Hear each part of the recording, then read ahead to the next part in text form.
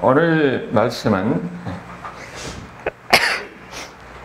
사도행전 20장 17절에서 35절까지 바울의 고별사라는 제목으로 은혜를 받고자 합니다. 우리가 흔히 고별사를 이야기할 때는 어떤 생각이 들어요? 고별사를 이야기할 때는 마음에 진심을 담아서 이야기하는 경우가 많아요. 우리가 흔히 생각하는 그 유언을 할 때 거짓말 안 하잖아요. 마지막으로 이야기할 때 오직 진실을 이야기하는 그런 경우가 거의 유언은 그렇게 하죠. 근데 고별사도 마찬가지로 가장 중요한 이야기를 합니다. 성경에 몇 군데 우리가 보면은 야곱이 마지막에 죽기 전에 자기 12아들을 불러놓고 한 축복이 있지요. 그 예언적 축복인데 그것도 일종의 고별사예요. 그리고 모세가 이스라엘 백성들을 이끌고 40년 동안 광야에 생활하고 모세는 가나안 땅에 못 들어가잖아요. 그때 가나안 땅 바로 앞에 있는 모압 생지에서 이스라엘 백성들을 다 모아놓고 그때 마지막 고별사를 합니다. 그게 신명기예요. 가나안 땅에 들어가지 이스라엘 백성들에게 마지막 부탁하는 이야기죠. 그리고 여호수아도 보면은 여호수아가 자기 사역을 하고 자기가 이제 죽기 전에 마지막 이야기하는 것이 여호수아 24장이에요. 거기서 뭐라고 그럽니까? 나와 내 집은 여호와를 택하겠다. 너희는 오늘 너희의 선택자를 택하라. 그런 이야기를 하지요. 여호수아의 고별사예요. 우리가 이거 보면은 항상 고별사는 가장 중요한 이야기를 합니다. 바울도 여기 지금 이 에베소 교회 장로를 모아놓고 고별사를 하는 거예요. 고별 설교를 하는 겁니다. 그러니까 여기 이야기가 우리에게도 아주 중요한 이야기죠. 바울의 여정을 보면은 바울이 지금 7년, 거의 8년 가까이 마케도니아 그리고 야가야 지방에 이 지역을 그리고 소아시아 지방에 이렇게 전도하고 1차, 2차, 3차 전도를 하고 이제 마치고 이제 돌아옵니다. 이제 그 지역에 다 복음화가 됐다 생각하고 이제 마음에 뭘 풉니까? 이제는 예루살렘에 가서 로마도 가야 되겠다. 로마에 가서 복음을 전해야 되자 하고 마음을 먹고 이제는 돌아가는 길이에요. 아가야 지방에서 그러니까 고린도 지방에서 배를 타고 이렇게 내려오는 겁니다. 그런데 거기에 에베소도 들린 것이 아니라 밀레도에 들려요. 왜냐면 그 당시에는 다 상업선이거든요. 상업선이니까 배 타고 주고 타야 되잖아요. 그러면은 그 상업선이 어디로 가냐에 따라서 다른 겁니다. 에베소로 가는 것이 아니고 에베소 앞에 있는 밀레도로 가는 거예요. 그리고 배가 한번 거기서 정박을 하면은 짐을 내리고 싣고 하니까 거의 한 5일, 6일 정도는 그렇게 걸립니다. 그러니까 배가 지금 밀레도에 와 있는 거예요. 그리고 거기에 가까운 데가 에베소에 있는 겁니다. 그러니까 급히 그 에베소 교회 장로들을 불러요. 그들에게 이제는 오늘 말씀을 하는 건데 그 에베소는 바울이 누구보다도 어느 지역보다도 애정을 많이 쏟은데요. 거기서 3년 동안 있으면서 그들을 가르치고 그들을 교육시키고 훈련시켰죠. 그리고 에베소라는 곳이 그 소아시아 지방에서 가장 중심적인 도시고 그게 중요한 곳이에요. 거기서 하나님의 말씀을 가르치고 훈련하고 그런 가운데서 사역을 했던 곳이기 때문에 거기에 있는 그 장로들을 불러다가 지금 이야기하는 것이 오늘 본문의 내용이에요. 그런데 오늘 본문의 내용을 이렇게 보면은 두 부분으로 우리가 나누고 볼 수가 있어요. 18절에서 27절까지는 자기에 관한 이야기를 하고 27절에서부터 마지막까지는 교회에 관한 이야기를 하고 있습니다. 먼저 자기에 관한 이야기를 보니까 지금 뭐라고 그랬습니까? 지금 바울이 밀레도에서 에베소로 보내서 장로들을 청해서 그 장로들이 왔지요. 그리고 장로들에게 하는 말이 아시아에 들어온 첫날부터 지금까지 내가 항상 여러분에게 어떻게 행했는가 하는 것을 19절에서 이야기하는 거예요. 19절, 20절, 21절에 보니까 뭐라고 그럽니까? 모든 눈물과 모든 겸손과 눈물로 그리고 유대인의 관계로 말미암아 당한 모든 것을 참고 섬긴 것이라고 했어요.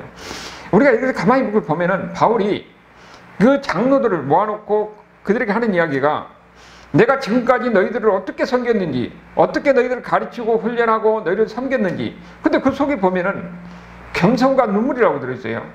그러니까 바울이 여기서 보면은 그들을 상당히 진정성 있게 그렇게 한 사람 한 사람 가르치고 훈련하고 그들을 양육했던 것을 알 수가 있는 거죠. 그러니까 그렇게 이야기하는 거죠. 그리고 그들에게 뭐라고 그럽니까? 유익한 것은 무엇이나 공중 앞에서나 각 집에서 공중 앞에서는 많은 사람을 모아놨지요. 지금 우리가 에베소 하면 뭘 생각합니까? 에베소 하면은 두란노 소원에서 거기서 제자들을 모아놓고 가르치고 훈련했던 것, 3년 동안 그를 가르치고 훈련했던 것인 거죠. 그리고 또 공중 앞에서 뿐만 아니라 각 가정에서 그 당시에는 가정교로 많이 모이니까 그래서 끊임없이 그들을 가르치고 교육하고 훈련했던 것을 바울이 상기시키고 있는 겁니다. 내가 너희들에게 지금까지 얼마나 정성을 많이 쏘았느냐, 너희들을 가르치고 훈련하고 눈물로서 너희 한 사람 한 사람을 위해서 내가 어떻게 했는지 너희들은 다 기억하고 있지 않느냐, 이것을 기억하라는 겁니다. 바울이 지금 마지막 지금 고별 이야기를 하고 있잖아요. 그 뒤에 보면은 다시는 너희를 볼 수 없던 이런 그 이야기를 하면서 이 사람들이 누구예요? 에베소 교회에 있는 장로들이에요. 교회의 지도자들입니다. 지금의 우리가 장로가 아니라 그 당시에는 교회 지도자랑 목회자들이요. 바울이 세운 사람들이니까. 그들을 불러놓고 이야기하는 겁니다. 내가 지금 없을 때 너희들의 교회를 지금 어떻게 했느냐? 내가 지금까지 너희들에게 보여준 내가 한 그 정성과 눈물과 또 너희들을 가르친 것, 너희들 전해준 것, 이것을 기억해서 그것을 너희들이 기억하고 양들을 돌보라 하는 이야기를 하는 거예요. 그러면서 하는 이야기가 유대인과 헬라인들에게 하나님에 대한 회개와 우리 주 예수 그리스도에 대한 믿음, 무엇을 이야기했습니까? 바울이 이야기하는 것은 회개입니다. 하나님을 믿는 데서는 모든 죄악과 허물 가운데서 하나님에 나와서는 항상 회개가 있어야 되는 거예요. 우리가 예수 믿는 사람들, 처음에 예수 믿는 사람뿐만 아니라 우리가 신앙생활을 하는 가운데서 인간은 연약하기 때문에 항상 하나님 앞에 나와서 우리의 부족한 것, 우리의 연약한 것을 고백하고 하나님의 용서를 구하고, 그런 회개하는 가운데서 우리는 하나님을 만나고 하나님의 은혜를 체험하고, 그러면서 우리가 새롭게 되고, 그래서 회개하는 것이 중요한 겁니다. 내가 끊임없이 너에게 회개에 대해서 이야기하지 않았느냐, 그러면서 예수 그리스도에 대한 믿음을 얘기했다는 겁니다. 바울이 지금까지 어떤 자세로 에베소 교회 성도들, 그리고 그 교회 특별히 그 지도자들에게 그들에게 가르치고 그들에게 이 섬김에서 본을 보여주고 했는지 너희들은 다 보았으니까, 내가 없는 때 너희들이 이 양들을 어떻게 돌봐야 할지, 그들에게 어떤 마음으로 양들을 한 사람 한 사람을 어떻게 섬겨야 할지를 너희가 봤기 때문에 너희들은 이렇게 해달라고 간곡하니 부탁하고 있는 이야기를 우리가 볼 수가 있어요. 그리고 바울이 이제는 자기가 이제 앞으로 앞으로 있을 일에 대해서 이야기하는 겁니다. 22절 보면, 보라, 이제 나는 성령에 매여서 예루살렘으로 가는데, 바울이 가는 것은 뭐라고 그랬어요? 성령에 매여서 성령의 인도하심 가운데서 지금 간다고 이야기하고 있는 겁니다. 거기서 무슨 일을 당할지 알지 못하는데 오직 성령이 내게 이런 결박과 환난이 나를 기다리고 있을 것이다. 이미 바울은 앞으로 사역, 지금까지 사역도 지금 바울은 어떻게 됐어요?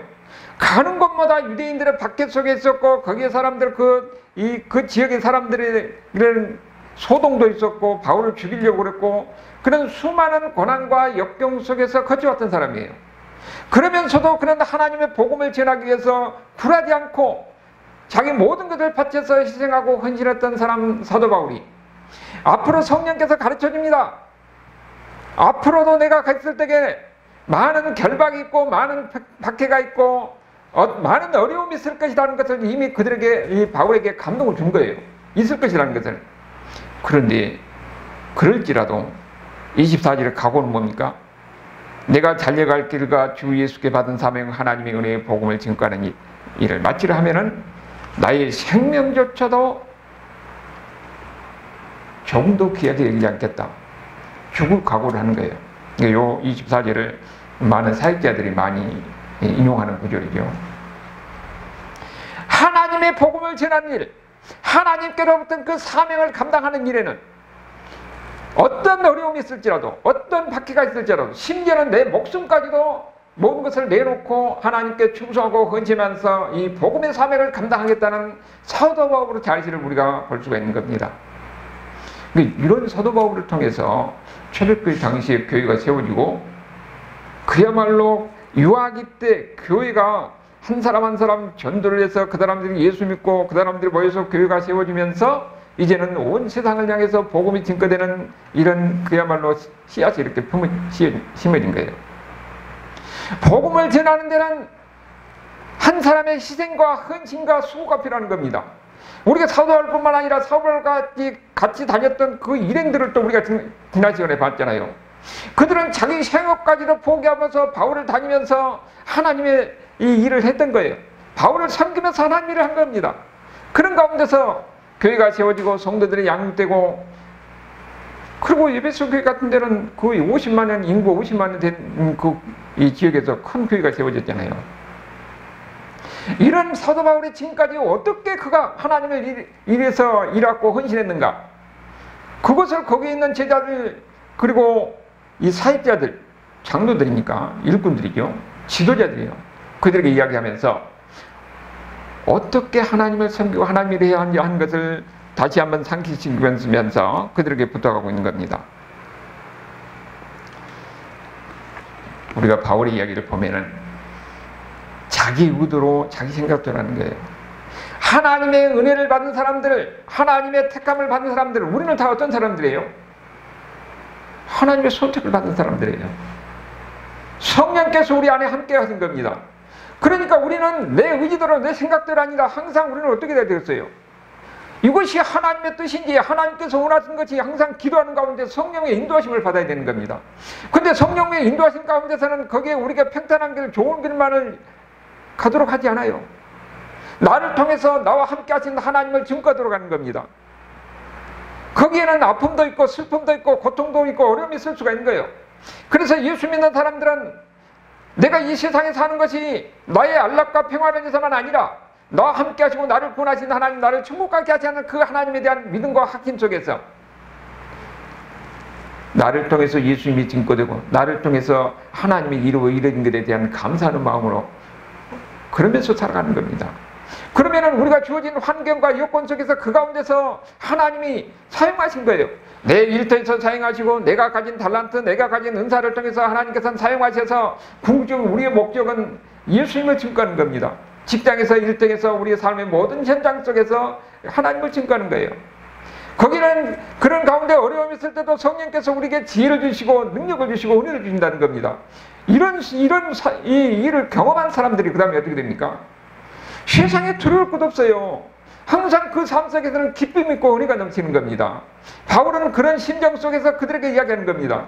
내가 어떻게 너희들을 섬기고 어떻게 너희들 일해왔던 것을 너희들이 보았지 않느냐. 나는 앞으로 이 하나님 일을 하는 데는 그리고 고난이 있고 어려움이 있다 할지라도 나는 두려워하지 않냐고 내 목숨까지도 각오하 내가 거기를 가겠다. 이 각오를 보여주면서 너희들도 이렇게 하라는 것을 보여주고 있는 겁니다. 그러면서 28절에 보면 이제 교회에 관한 여기 핵심적인 이야기가 바로 바울이 하고자 하는 이야기가 바로 여기에 있는 거죠. 교회에 관한 이야기를 하는데 이 교회 지도자들에게 부탁하는 말이에요. 그렇게 사역의 본질은 무엇인가 하는 것을 이야기하고 있어요. 28절, 29절, 30절 여기 세 가지가 나오는데 첫 번째로 뭐라고 했냐면은 여러분은 자기를 위하여 또는 온 양떼를 위하여 삼가라 그랬어요. 여기 삼간다는 말이 자기를 눈을 부릅뜨고 자기 자신을 살펴보라 하는 이야기예요. 왜냐면은 여기 지금 바울이 그랬잖아요. 여러분을 감독자와 교회, 하나님이 자기 피로 사신 교회를 보살피겠다고 그랬으니까 교회 지도자로 세운 거지요. 지도자로 세우면 지도자는 뭐가 있어요? 항상 권한이 있으면 동시에 책임이 있습니다. 근데 권한이라는 것이 잘못 사용되면 남용되기가 쉬운 겁니다. 그러니까 지금 바울이 하는 이야기는 뭡니까? 너희들을 하나님이 교회의 지도자로 세웠으니까. 근데 그 교회를 뭐라고 그랬어요? 예수님이 자기 피로 사신 교회라고 그랬습니다. 여러분 한 사람 한 사람 누구예요? 예수님이 피로 산 사람들입니다. 이 사람들이 모여서 교회가 되는 거예요. 거기에서 리더로 세웠는데 너희들은 이 교회 지도자로서 어떻게 돌봐야 될 것이냐? 이 양들을 잘 돌봐서 이들이 신앙생활 잘하고 천국 백성으로서 이 마지막 가는 그날까지 교회를 이루어가고 하나님 일을 하는데 그 리더로서 어떻게 해야 될 거냐? 너희들이 바로 지도자이기 때문에 너희들이 잘못하면은 교회가 여러 가지로 어려움을 있을 수가 있고 성도들도 실족할 수도 있는 거죠. 그러니까 부탁을 이렇게 삼가라. 너희 자신을 눈을 부릅뜨고 너희 자신을 돌아보라 하는 얘기입니다. 이것은 모든 지도자들에게 마찬가지예요. 바울이 지금 볼 때에 지금 바울은 어떻게 했습니까? 자기 자신을 뭐라고 그랬어요? 19절을 보면은 모든 겸손과 눈물이며 그랬어요. 바울은 겸손과 눈물로 성도들을 섬기고 교회를 섬겼다는 겁니다. 이것은 보면은 얼마나 한 사람 한 사람 이 사람들은 다 인간으로 보는 것이 아니라 하나님의 택한 사람들이에요. 예수님의 피로 선택한 사람들입니다. 이들을 위해서 바울이 눈물과 겸손으로 그들을 섬기고 사역을 했다는 것을 보여주는 겁니다. 그렇기 때문에 항상 바울은 하나님이 자기를 교회의 리더로도 지도자로 세웠던 걸 알잖아요. 그러면은 바울이 이야기할 때는 누구의 권위를 가지고 이야기합니까? 하나님의 권위를 가지고 이야기하는 거예요. 하나님의 권위를 가지고 이야기하면은 어떻게 했습니까? 하나님의 말씀을 전하는 겁니다. 세상 사람들의 인간의 삶이라는 것은 보면은 항상 죄악된 습관 속에서 반복되는 것이 인간의 삶이에요. 그럴 때 사도 바울은 하나님의 권위를 가지고 그들의 잘잘못에 있어서 지적을 하고 이야기를 하는 겁니다. 그걸 바울이 보면은 심지어는 베드로도 책망했잖아요. 하나님의 말씀대로 베드로 이 예수님의 제자 중 수제자인데 베드로를 책망하면서 하나님 말씀대로 행하지 못하는 것에 대해서 마찬가지로 사역자들은 항상 이런 모든 권위를 가지고 이야기하는 거예요. 그런데 동시에 뭐라고 그랬어요? 항상 겸손한 모습을 잊지 않아야 된다는 겁니다. 지금 바울이 그 지도자들에게 잘못하면 그것이 어떻게 되는가? 여러분 권위를 가지고 이야기하다가 보면은 권위가 지나치면은 나중에 그게 교만해질 수가 있어요. 그런데 또 한편으로는 겸손이 지나치면은 권위를 가지고 이야기하지 못하는 경향이 있습니다. 그러니까 권위와 겸손이 항상 조화를 이루어야 되는데 그것이 어려운 거예요. 제가 오늘 아까 아침에 보니까 약간 뉴스에 보니까 그 서부지법원의 그 폭력 사태 그 주동적으로 했던 사람 한 사람이 그 정강 목사님 교회 전도사던데 근데 그분이 하는 말이 그 방송에 나온 자막에 보니까 뭐라고 썼냐? 목사님은 하늘 같다요. 그렇게 얘기하는 거예요. 여러분 사람을 바라보면은요, 사람을 바라보면 그 사람에게 중요한 것은 여기서 목사가 설교를 할 때는 그것이 권위를 가지고 설교하는 것은 맞아요. 그런데 강대성에 내려올 때는 모든 사람을 대하니까 누구보다도 겸손하라고 바울이 자기 자신이 그렇게 했고 얘기하라고 이야기하고 있습니다. 그러니까 사람이 목사 인간을 섬기는 게 아니라 그 뒤에 하나님을 바라보면서 섬기는 것인데 그 인간에 집중하다 보면은 이런 현상이 벌어진 거예요. 목사가 괜히 무슨 하나님입니까? 하나님 말씀을 전한 사람일 뿐이지.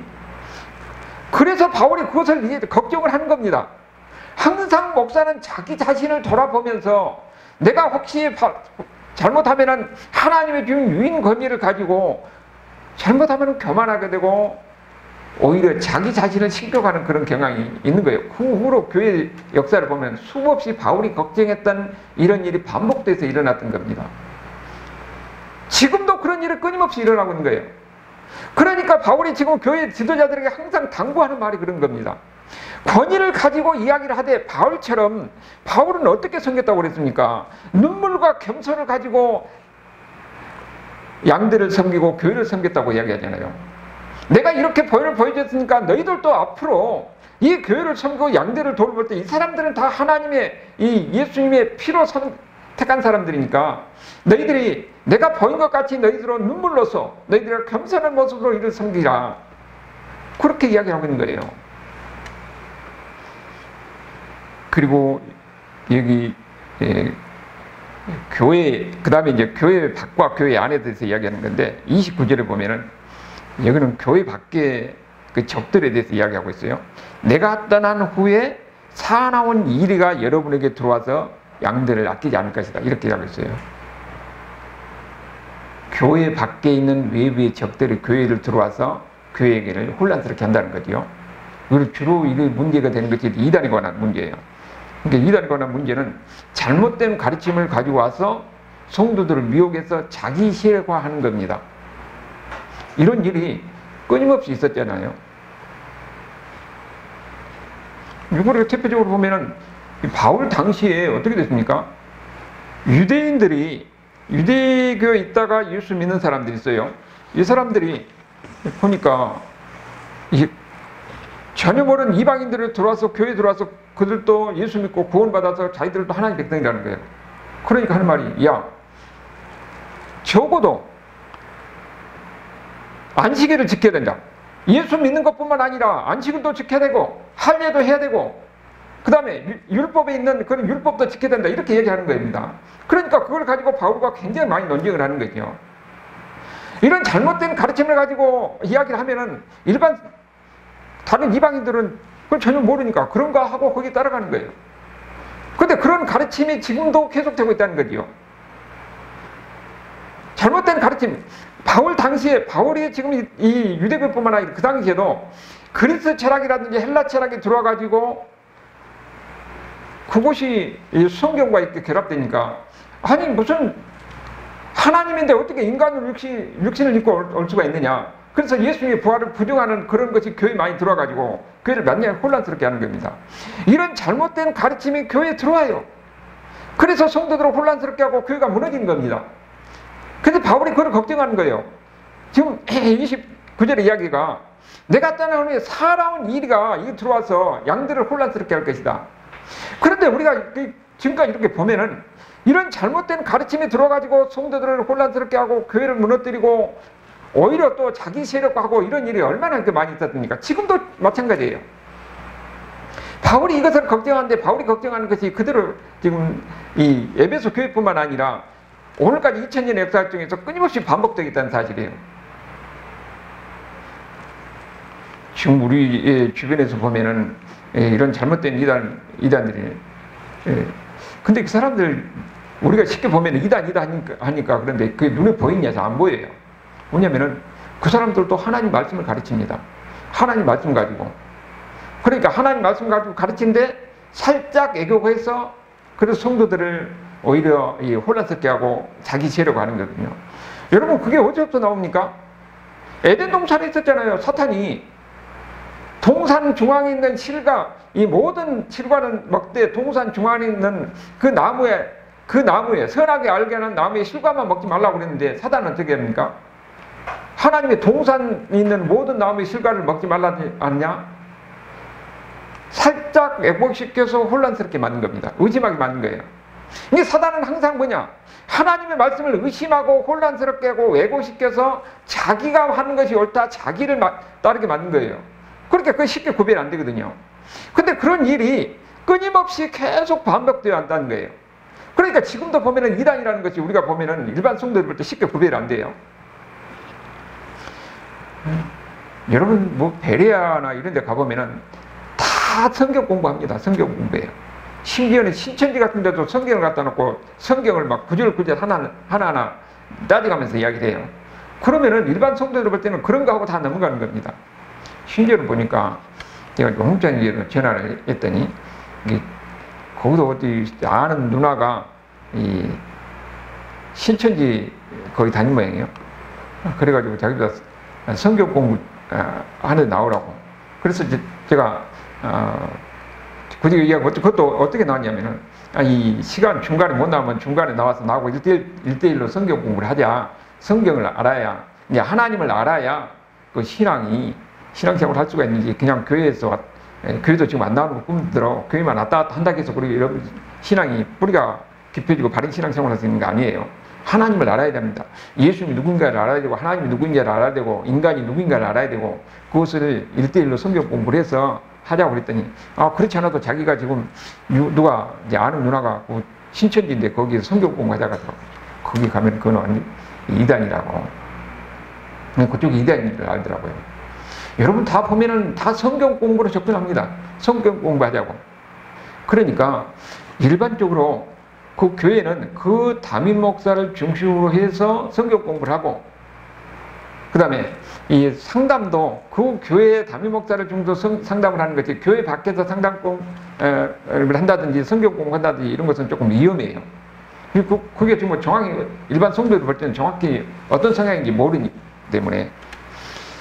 그리고 또 보면은 사입이라는 것도 있어요.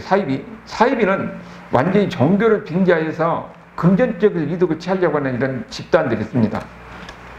그런 집단들이 근데 희한하게 보면 사람들이 거기에 완전히 빠져들어가가지고 나오지 못하고 있어요. 이런 이단이나 사이비들이 우리 가운데 수많은 사람들이 계속 행해가고 있는 겁니다.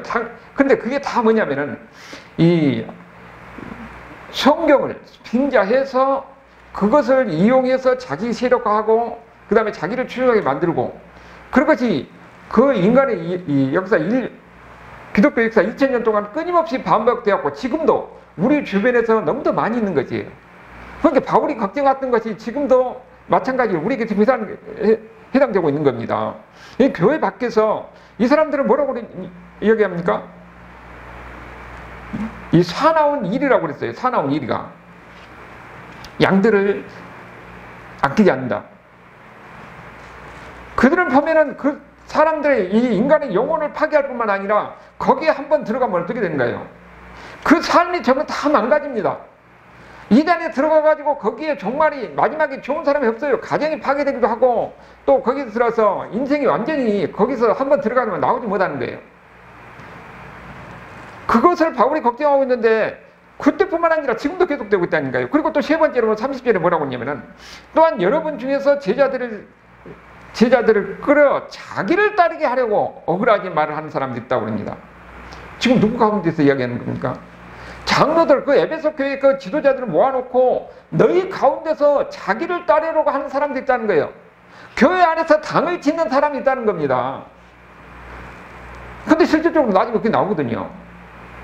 그러니까 바울이 이야기하는 것은 뭐냐면은 그 교회는 목사를 중심으로 해서 운영이 돼야 되고 조직이 돌아가야 된다는 겁니다.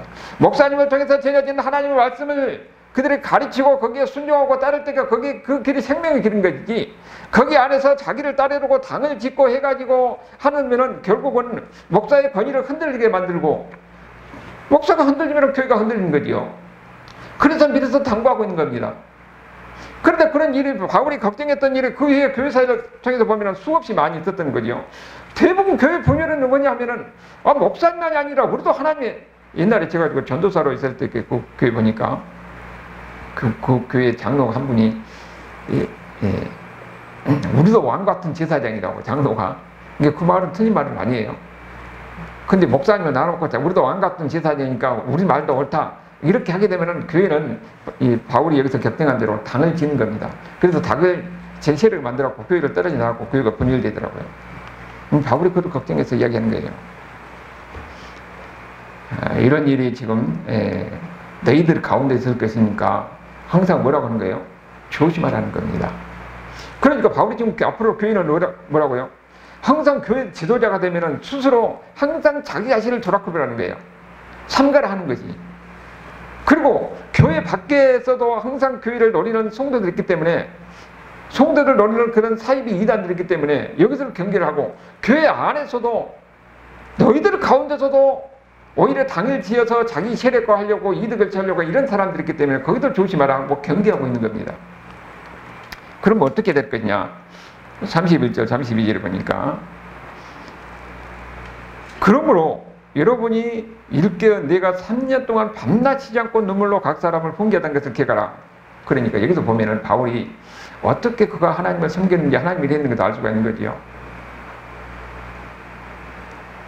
바울은 하나님의 일을 위해서 교회를 섬기는데 그는 끊임없이 기도했고, 끊임없이 눈물로 성도들을 섬겼고, 그들을 위해서 그 많은 수고와 이 여러 가지 어려움을 마다하지 아니하고 그는 다니면서 복음을 전하고 양육하고 키우고 그러면서 교회를 섬겼다는 것을 우리가 볼 수가 있어요. 그러면서 뭐라고 그러냐? 지금 거기에 있는 교회 리더들에게 32절에 그랬죠. 주와 및 그의 은혜의 말씀에 부탁하노니 그 말씀이 여러분을 능히 든든히 세울 것이다. 그렇게 얘기합니다. 하나님의 말씀에 부탁하는 거예요. 하나님의 말씀이 너희들을 든든히 세우고, 하나님의 말씀이 너희들을 거룩하게 하고, 하나님의 말씀이 너희들의 교만한 인간의 교만하고 부패한 모습을 이겨낸다는 겁니다. 그러니까 우리 신앙은요, 교회 왔다 갔다 하는 것도 중요하지만 하나님의 말씀으로서 공부하고 훈련되는 것이 중요한 겁니다. 우리가 보면은 예수님이 누군지를 알아야 돼요. 그리고 예수님이 누군지를 알면 우리 자신이 어떤 존재인지를 우리가 알아야 됩니다. 그러면서 하나님을 의지하고 하나님, 동시에 우리는 성령께서 함께 하시기 때문에 성령의 인도하심 가운데서, 바울이 뭐라고 그랬습니까?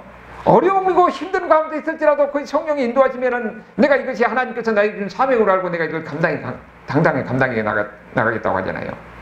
그러니까 우리 신앙을 견고하게 하는 것은 하나님의 말씀입니다. 여기서 지금 바울도 그 이야기를 계속, 마지막으로 계속 앞에서부터 계속 얘기하는 것이 뭡니까? 내가 지금까지 너희들에게 하나님의 말씀을 가르치고, 그리고 또 하나님의 사역자로서 하나님의 사람으로서 어떻게 섬기고 또 양들을 돌봐야 할지 너희들이 날 보았지 않느냐? 너희들 그대로 하라. 그리고 하나님의 말씀이 너희들을 지킬 것이고, 하나님의 말씀은 너희들을 거룩하게 할 것이고, 그리고 양들을 돌봤더니 하나님의 말씀으로 그들을 양육하라고 이야기하고 있는 겁니다.